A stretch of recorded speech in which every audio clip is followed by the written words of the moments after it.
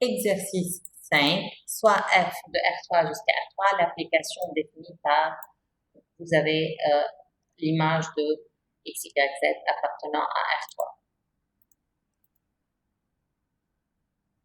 Première question, montrer que f c'est un automorphisme de R3.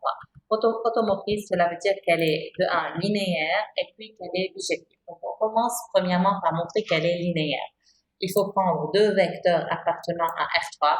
Vous pouvez nommer par exemple le premier grand X et grand Y. Donc il faut montrer f de alpha grand X plus Y, c'est alpha f de X plus f de Y. Avec bien sûr x c'est x1, y1, z1 et y c'est x2, y2, z2, puisque les deux appartiennent à R3 et on a alpha n'importe quel scalaire appartenant à R. Je vous rappelle comment on fait le calcul, comment on montre qu'elle est linéaire. Donc, on commence premièrement à ajouter les deux vecteurs ensemble, donc alpha x1 plus x2, composante par composante. Donc, la première composante va être alpha x1 plus x2. La deuxième composante, c'est alpha y1 plus y2. Et la troisième composante, alpha z1 plus z2. Puis, on calcule l'image de ce nouveau vecteur. On va respecter bien sûr la donnée. Donc, que vaut f de x, y, z? La première composante, c'est x moins 2y plus z. Donc, la première composante, ça va être ce nouveau x moins 2y plus z. Donc, ça, c'est la première composante. Avec, bien sûr, x, c'est alpha x1 plus x2. Dans ce cas-là, y, c'est alpha y1 plus y2. Ça, c'est la deuxième composante. Et ici, c'est alpha z1 plus z.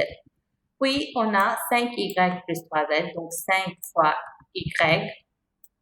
Y n'est autre que alpha y1 plus y2.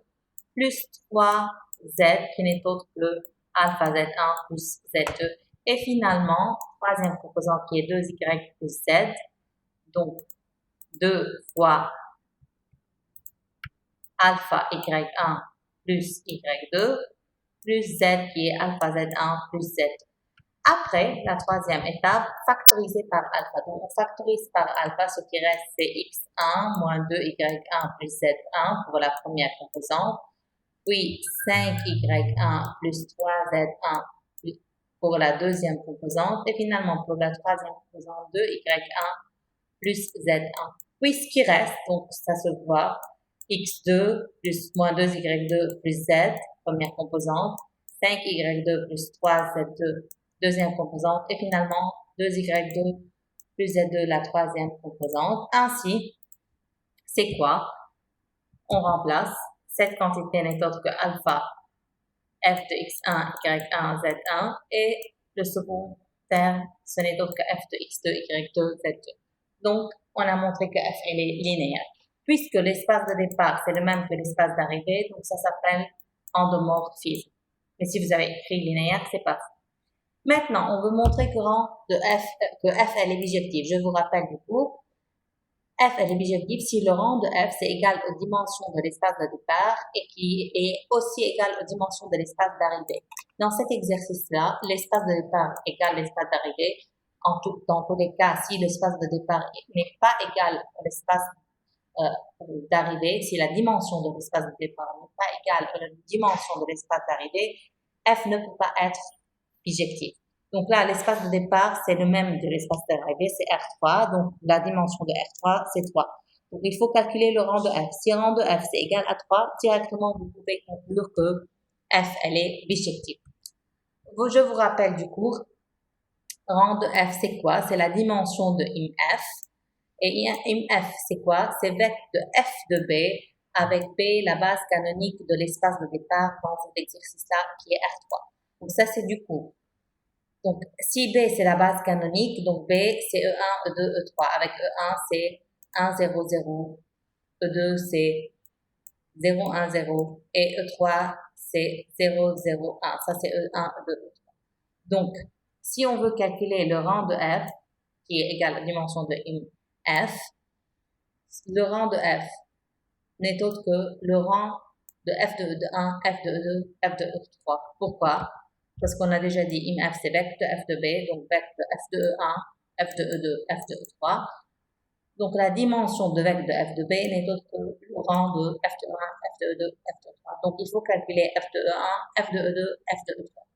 On calcule premièrement f de e1. Donc, on a f de 1, 0, 0. Donc, à la place de x, c'est 1 et tout le reste, c'est 0.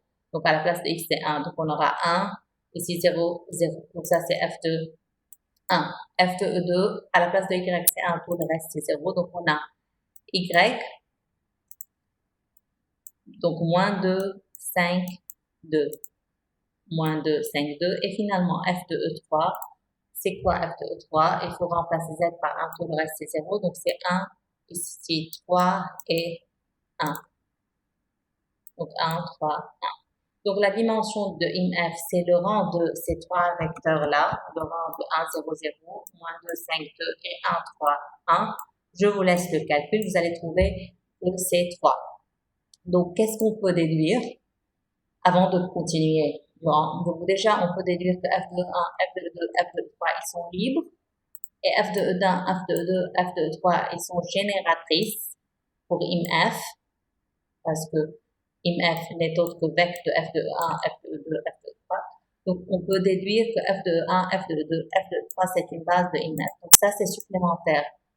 On ne demande pas de déduire une base. Mais si on veut une base de IMF, puisqu'ils sont libres et ils sont génératrices de IMF, donc ils se forment une base de IMF.